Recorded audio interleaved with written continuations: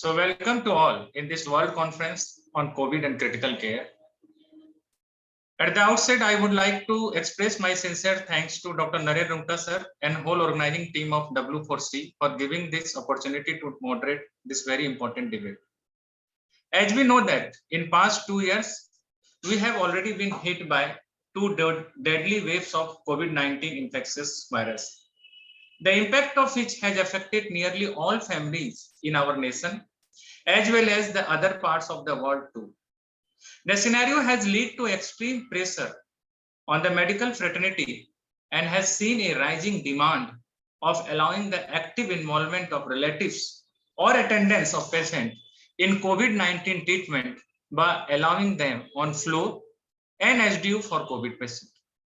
Now, on one hand, we admit the fact there can be an irrepressible role in the shared decision making, emotional support, ensuring transparency in treatment and counseling as well as prognostication by the relative. But on the other hand, we also cannot compromise with the safety of attendant and jeopardize their life too. So, dear audience, I, Dr. Vikram Gupta, take the proud privilege to moderate the debate on the topic. In Indian circumstances, one relative or attendant should be allowed at least on floor and SDU for COVID patient. I invite our esteemed panelist, Dr. Mrinal Sarkar sir. He is Director and Head Department of Pulmonology and Critical Care, Fortis Hospital, Noida, UP, India. And Dr. Srinivas Samvedan sir. He is Director, Department of Critical Care Medicine at Virinchi Hospital, Telangana, Hyderabad. To put their view on the issue, the debate shall have a rebuttal round after the speech of both the panelists are over. Now I wish to request our first speaker, Dr. Mrinal Sarkar sir, to kindly speak in favor of the motion. Sir, please. Thank you. It's a host disabled participant screening. So you have to enable it.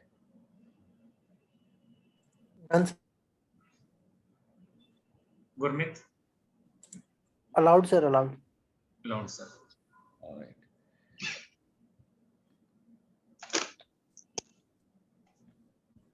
So, first of all, good morning to everyone. Thank you, Dr. Rungta and your dynamic organizing team. And thank you, Dr. Bikram, for your kind words. So I'll start off in giving my talk. In my mind, it is very, very clear that the attendants or relatives need to be at the bedside of the patients in general and COVID patients in particular, with some caveats, of course. So I'm going to speak in favor. Now, I've been asked to speak about floors and HDUs, but I'll extend that even to ICUs.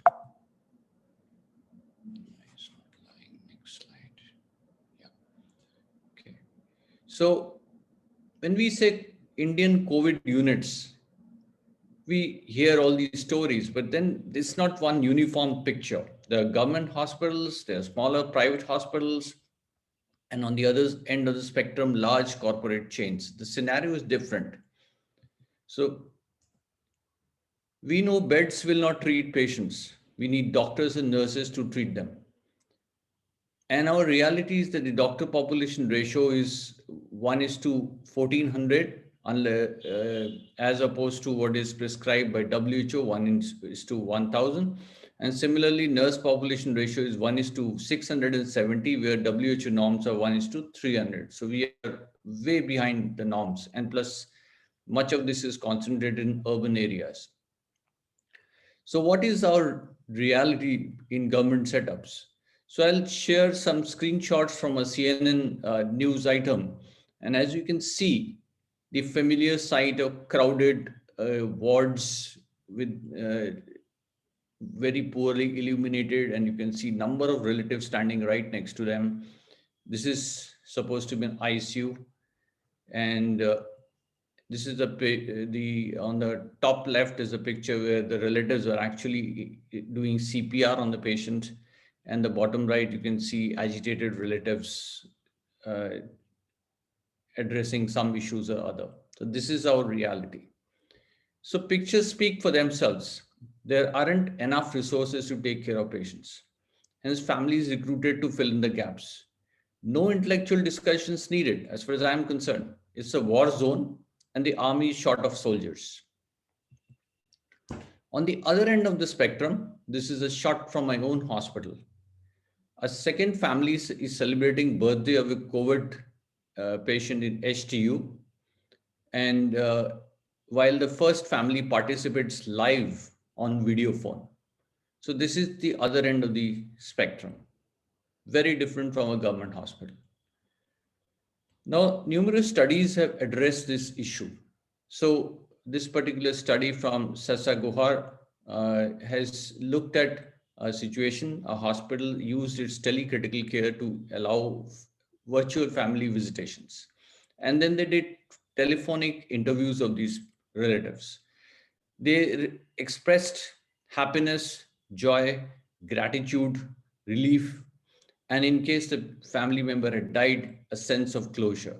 They, of course, faced barriers such as lack of touch and physical presence, and had certain demands that they want access whenever they want, demand access and better communication, etc. Now, this particular study, which is on the screen, is a Japanese study.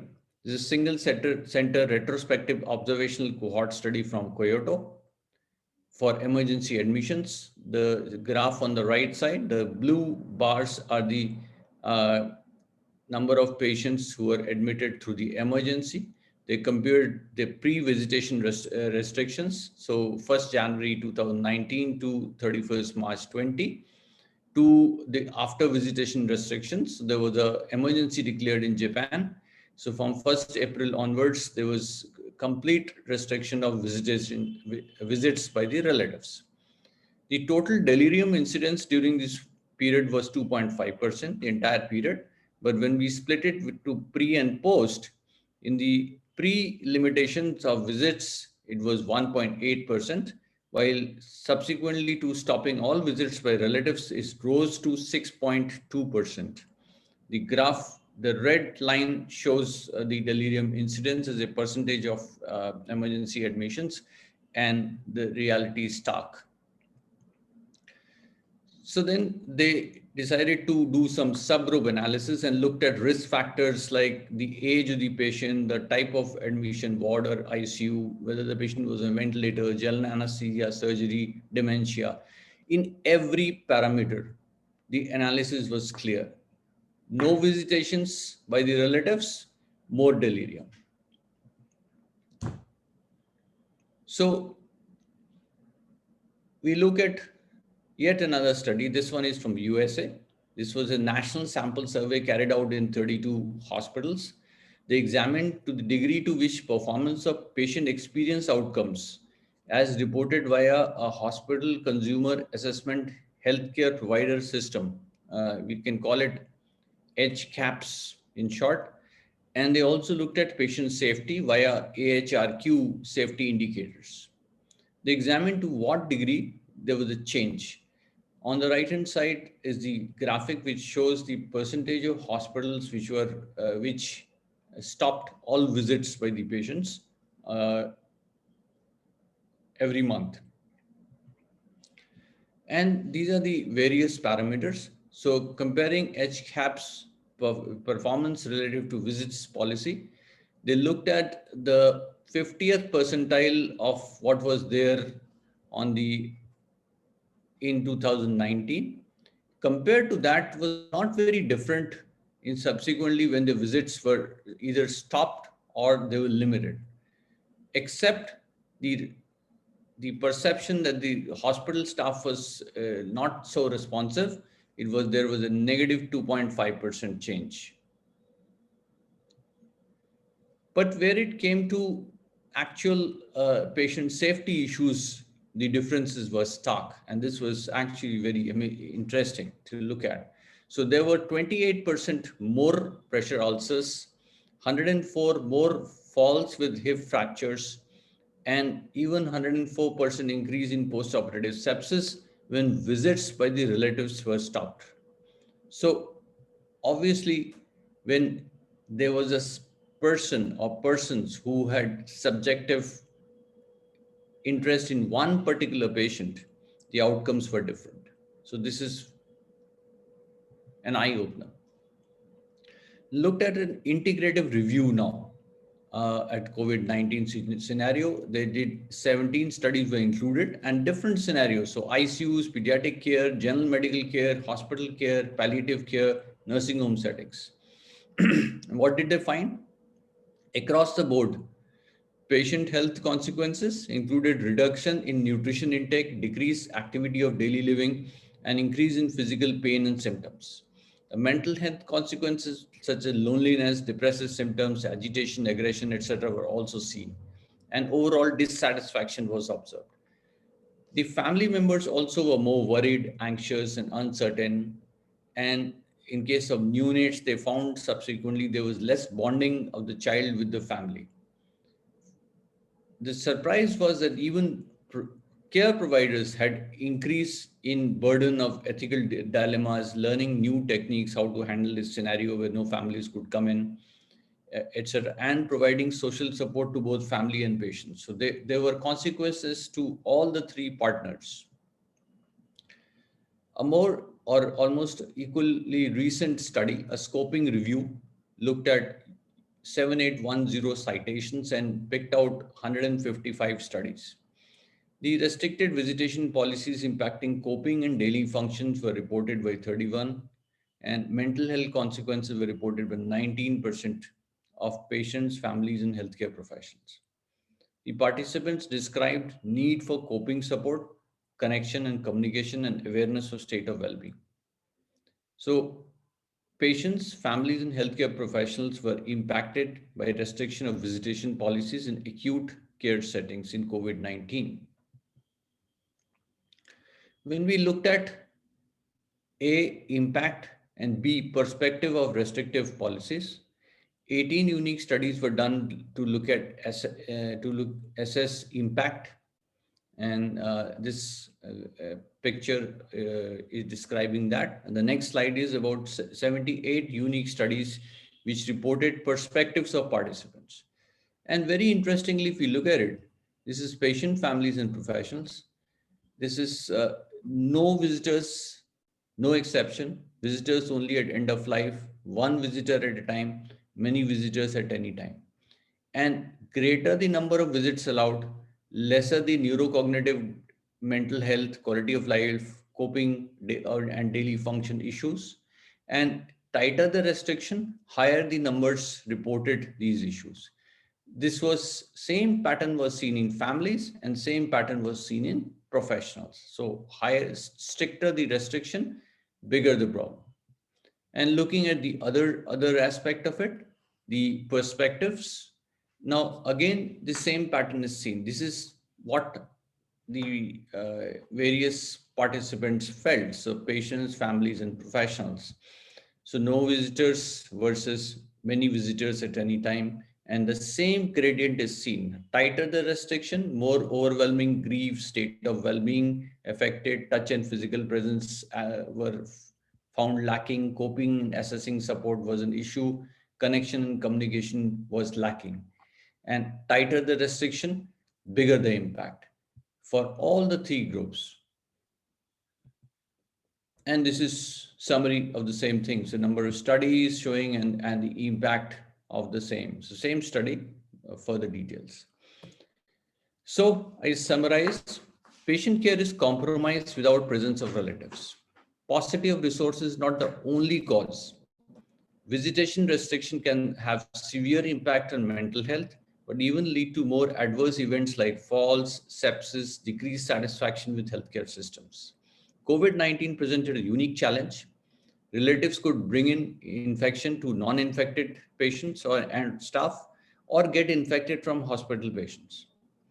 So relatives visitation could be provided by using either electronic methods, which many of us did using things like WhatsApp, video calls, or limited numbers could be allowed in with due precautions. So we need to provide PPE, we need to provide training at doffing and donning, and constantly monitor that all the policies of the hospital, safety policies are followed and thereafter allow relatives, limited number of relatives to supplement healthcare resources. It will help not only in terms of unburdening the hospital staff to an extent, but also provide huge support to the patients, and the families also will benefit from this. Thank you so much. We must remember that relatives are our partners in patient care. I rest my case. Thank you, sir. Now I wish to request our second speaker, Dr. Srinivas, sir, kindly speak in against of the motion, sir.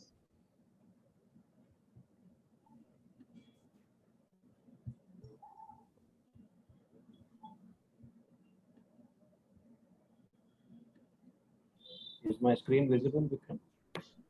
No, sir. Vinod sir, kindly stop your presentation, sir. Stop share. Okay.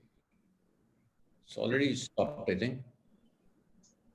Yes, now your screen visible, sir. Srinivas, sir. Okay. So thank you, Vikram. Thank you, Dr. Rungta and team for giving me this opportunity. And thank you, Dr. Sarkar, also for setting the tone for this debate. Good evening, friends. Let us first put this topic of discussion into perspective. We are talking about the Indian circumstance, and we are talking about a relative or an attendant should be allowed on the floors and HDU. It's not a visit, it's being stationed there with the patient. So that's the point we will talk about. As we already heard from Vikram and then from Dr. Sarkar in a very elegant way, that the relatives of the patient are involved in shared decision making. You need to discuss with them and then execute your plans for the patient. The patient who's sick or semi-sick needs emotional support, and we also need the presence of the family while executing the treatment for transparency in treatment, and we need to counsel them and prognosticate them on what to expect for this very tricky and slippery disease called COVID-19. Now, the issues with COVID-19 when it comes to visitation or allowing people into the hospital, into the high dependency unit, into the ward, is about the transmissibility. If you saw what happened in the first wave when we were more scared about the disease compared to what happened in the second wave when we were less scared about the disease, that the numbers just ran away. We were just inundated by people with more and more family members coming down with the disease. And as a result, the community spread became rampant in this country. When you allow patients to come into the hospital, relatives to come into the hospital, into high dependency units and the wards, you are bringing in asymptomatic carriers. And the reason is they are already exposed to the person who is your index case, whom you are treating. And you are circulating these asymptomatic carriers in the hospital environment. And we know that asymptomatic carriers can transmit the disease. That's a fact that's proven by several studies in the last year or so. COVID has been an infodemic. Every person who walks into the hospital is inundated with information and he thinks he knows more than the doctors themselves. And the disease per se is also like that. It's highly variable manifestations. You can't predict which set of patients will behave in what sort of way. And unfortunately, even as we speak today, there is no specific therapeutic formula for us to say this is the treatment for COVID. So what does a COVID patient need? He needs temperature monitoring, he needs SpO2 monitoring, and he needs to be thrown. And this is something that is achieved by the nursing staff of the hospital, not by the family members of the patient. Titration of oxygen, glycemic control, and psychological support. These are other integral components of COVID care, and these are to be provided by medical professionals.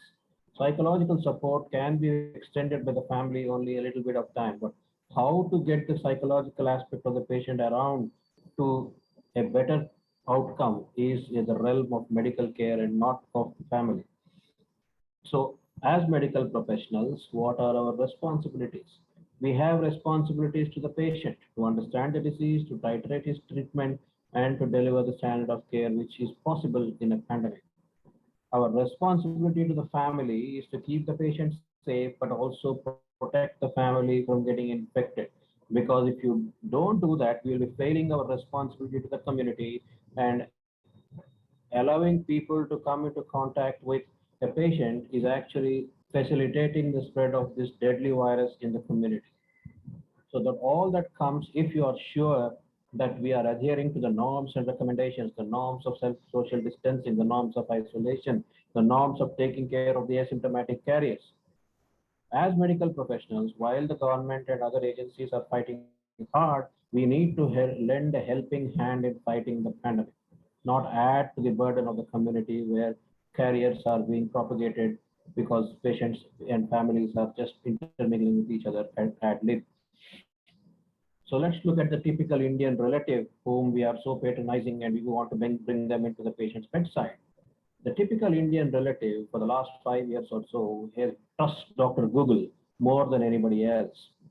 He trusts the information he gets on programs like Satyameva Jayate, and he trusts movies, and he trusts the social media more than he trusts the doctors and the medical profession.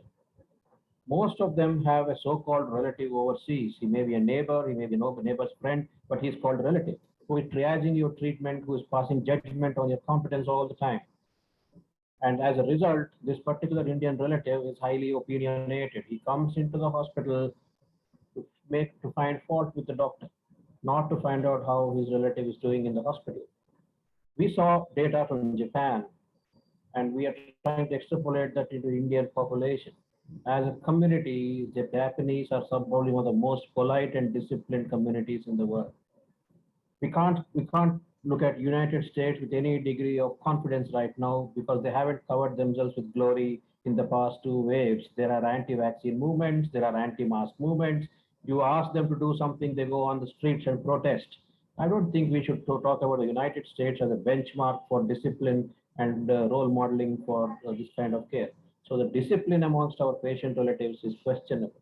These patients whom you so benevolently allowed to be standing with the patient or in the ICU or in the HDU or in the wards is actually seen more in the corridors chatting with relatives of other patients, or he's in the waiting hall discussing with his friends, or he's in the cafeteria with a group of people. So he's bringing the infection from his patient and spreading it into the community. How often have you seen these relatives circulating in the hospital with their masks hanging around their mouth rather than on the nose? So that is a recipe for disaster. And is he going to be there in the night for achieving what we thought he will achieve? He is not there. He's going home after office hours. So if when the working staff of the hospital is coming down, the so-called support from the family is also winding down because he wants rest. He wants to go home. So the questions we need to ask ourselves before we commit to this deadly step of allowing patients on a regular basis 24 by 7 at the patient bedside is that can we ensure thermal screening of all visitors accurately? I have failed in my own hospital to achieve even 70% of this target. Can we ensure proper masking of all visitors? The answer is no. Can we ensure that if you allow one visitor to be there, is it going to be strictly adhered to? I'm sure most of us have faced that problem of multiple people walking in saying you are allowed to visit. And can we ensure that the permitted visitor who is staying with the patient and circulating in the hospital is genuinely COVID free? We can't by any stretch of imagination. And can we ensure that the permitted relative sticks to the zone of his presence? He doesn't. He goes to the cafeteria, he goes to the relaxation room, he goes to the lounge. So what do we end up doing? We end up bringing in exposed contacts. We're bringing more people into a highly viremic environment and help in circulating the carriers. And we are therefore putting extra load on the junior professionals and nurses who not only have to handle a higher workload of more patients, but also have to handle the danger of being exposed to such indisciplined and non-compliant relatives circulating in the hospital. And this, unfortunately, gives ammunition for the social media frenzy that we have witnessed in the COVID pandemic. What is the alternative? We are the hub of IT. India is now the leader in IT. We use information technology. You share the patient information electronically. Allow specific visiting hours under strict rules. That's probably good enough if the rules are strictly implemented. And to achieve this, we all need to work a little bit more. If you do that, I don't think we need to rely on the patient relative to be standing there at the bedside, complicating the atmosphere. However, we need to make exceptions for certain cohorts of patients. We need to make an exception for those with end of life situations, the very elderly who may be demented and have special needs, the differently abled younger patients, and those with special needs in the community. For them, yes, and a responsible caregiver is allowed at the bedside. But for the rest of them, I think an electronically driven communication with strict visiting hours, a short visit is probably good enough. That's my argument on this. Thank you very much, Vikram. So over to you. Thank you, sir. Now we can go for the rebuttal round, sir. Right. Thank you, Dr. Vikram. Dr. Srinivasan made my job very easy. He said, I'm quoting Japanese and American studies. Yes, I am doing so because there aren't any Indian studies available. Otherwise, I would have been happy to do so. Relatives were floating around in the campus, not allowed in the COVID areas as per current policies. So as far as their floating around was concerned, they were floating around anyway. So we had to push them out at any point of time. The relative, even under normal circumstances, are not supposed to be staying 24 hours when there is no COVID. Even then, there are limited hours. So same was to be followed in COVID. That was my point. And yes, electronic methods is the way forward, but not necessarily the only way. So limited visitations with people who are trained and properly, we ensure that they are not infected themselves, and then allow visitation. We haven't given it a thought. Maybe we were so inundated, we didn't have a time to think about this aspect. I know so many doctors' relatives who got infected. Eventually, the doctors, many of them managed to sneak into the COVID unit, even those who were not involved in COVID care, and the outcomes actually improved. They were very sick patients, and most of them came out. So we just need to think differently. We think just because some of the relatives are Google doctors now, we see them as antagonists. We need to change that perspective. We need to change our thought process and put in the necessary infrastructure in terms of training and equipment and PPE and whatever, so that they can safely visit and give the necessary emotional support and go away. And the rest of the time, they can be in contact electronically. Thank you so much.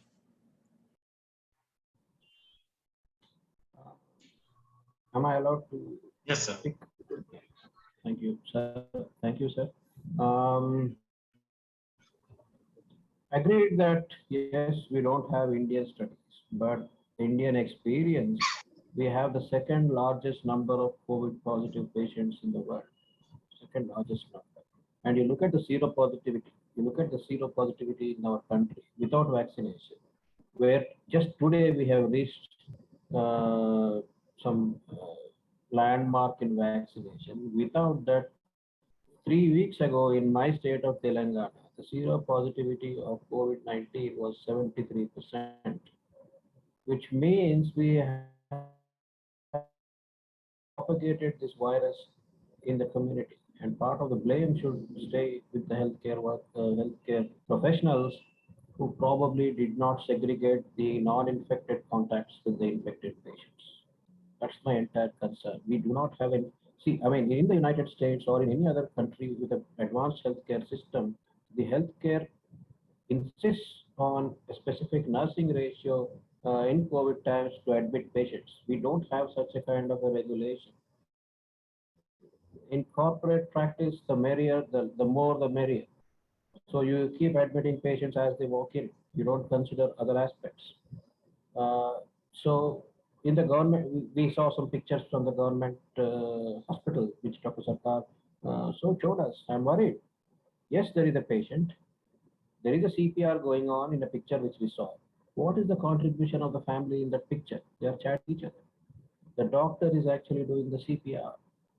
So are we not congesting an already contagious and already compromise environment by bringing these people who are only there to comment on your unsuccessful CPR. That's my concern, but I agree that we need to create infrastructure, we need to be more open, we need to rethink our attitude towards these patients who ask questions. And asking questions is the footboard for science. And unless you ask yourself questions, unless somebody asks you why you are doing it, you will stop learning. And I agree with Dr. Sarkar on that. Thank you. So thank you so much, sir, for your nice presentation and keeping your view, sharing your view regarding that.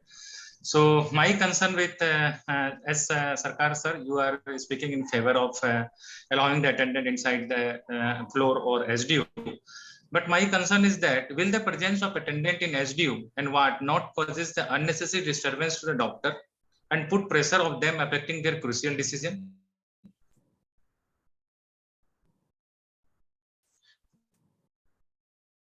Sir, unmute yourself. So that's a very valid concern. So even today in normal settings of the hospital, it's not that you have unlimited visiting. So there are limitations to the visiting hours and there are limitations to number of people coming in. The same would apply maybe to even a stricter way in a COVID unit. So obviously you won't have people milling around like the government hospital pictures which I posted.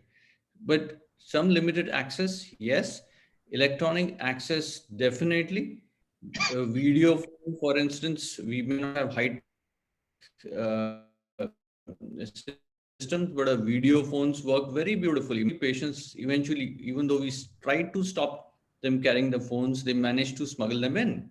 And I found the guys who were holding the phone were better because they were constantly in communication with their families.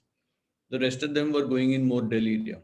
Unfortunately, the wave didn't allow us to capture that data. Otherwise, maybe we could have written a paper as well. Thank you, sir. So, yeah. Access, yes. Unlimited access, no. Okay, thank you so much, sir, for solving my queries, sir. Now, I want to ask with Dr. Srinivas, sir, as you are saying, you don't allow the attendant inside the floor or SDU. So, if the attendant waiting outside the hospital have always been blaming the doctor and healthcare members of suspected negligence in providing equitable care to the patient, will this problem be not resolved once we allow the attendant to be with the patient throughout the treatment, sir? The answer to that, Vikram, is not about allowing them at the patient bedside. The answer to that is having a channel of communication open with them at all times. That is the important thing. You allow the family to be with the patient and you don't communicate with them. You don't communicate what the patient's inflammatory markers are today. You don't communicate what the NLR is today. You don't communicate what is your plan if he doesn't maintain his saturation. Irrespective of whether you allow them or not, you're going to get beaten up. But so how would you set up? Yes, sir. Yeah.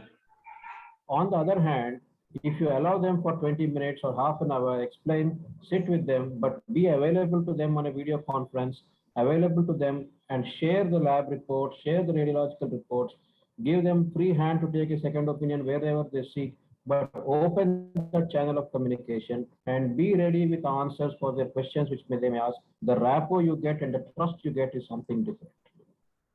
But sir, regarding the spiritual and emotional support of the patients? Spirituality is a subjective thing, right? Spirituality can be done outside the hospital, at home. You don't need to stand at the foot end of the bed and pray for the patient, right? So you can do it anywhere you want, in any medium you want, at any place of worship you want. Emotional support, yes, when you are visiting the patient for a half an hour or 20 minutes, that's enough time for you to give an assurance to the patient that you are in good hands. I'm in discussion with your doctor. The doctor is doing all he can, and this is the situation. If they can reinforce that the patient is in good hands, the rest of the emotional support can come from the medical team. Thank you so much, sir. Sir Mrinal, sir, how will you justify in terms of logistic and resources when you equip an attendant according to the safety measures, as resources are already strained in this pandemic, sir? If you allowed the attendant to inside that SDO or on floor, then how will you justify, sir? I think except absolutely at the beginning of the pandemic when we were running short of N95s and PPEs, the Indian scenario was very different from say even US scenarios. We had enough of the stuff. The problem is not in having hardware. Problem which would be there, I guess, would be training the staff, training the relatives, because even now all our staff needed to trained as to how to don and doff and what precautions. So yes, that would be needed, and I guess one could assess which patients, which particular relative could possibly do. We haven't thought about it. If we were to think about it, we will put some resources, and I'm sure we can do that because it was.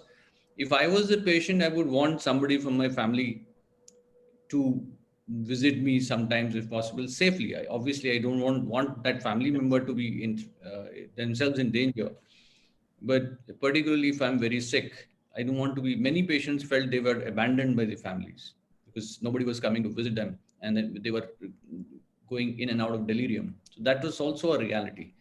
So it's something which can be done and should be done, but obviously we need to think through how to do it. I don't think there is a lack of resources in terms of hardware.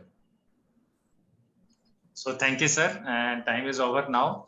So thank you for giving your precious time and sharing your views, sir, in this very important topic. And I can say this is a burning topic. And if we face the third wave, don't think now. So in that condition, that will be very helpful. So thank you so much again. Thank you so much. Thank you, Vikram. Thank you, Dr. Bhatta. Thank Have you. a good day. Have a good day. Good night. Okay. Good day.